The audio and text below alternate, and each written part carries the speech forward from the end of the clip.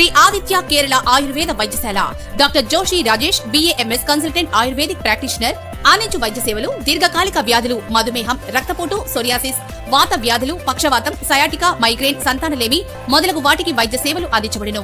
Hospital నందు అందించు పంచకర్మ సేవలు అభ్యంగన బాష్పస్వేదం వమనం విరేచనం రక్త మోక్షణం నస్యకర్మ అక్షితర్పణం కటివస్తి జానువస్తి శిరోధార శిరోవస్తి. మా హాస్పిటల్ నందు అధునాతన ల్యాబ్ సౌకర్యం కలదు. శ్రీ ఆదిత్య కేరళ ఆయుర్వేద వైద్యశాల అద్దంకి రోడ్ దర్శి.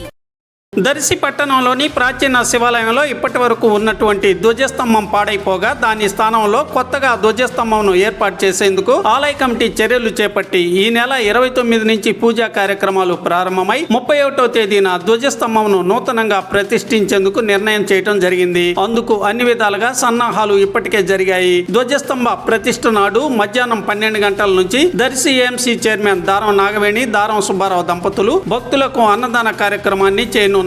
ధ్వజస్తంభ ప్రతిష్ఠ కార్యక్రమం శాస్త్రోక్తంగా నిర్వహించనున్నారు.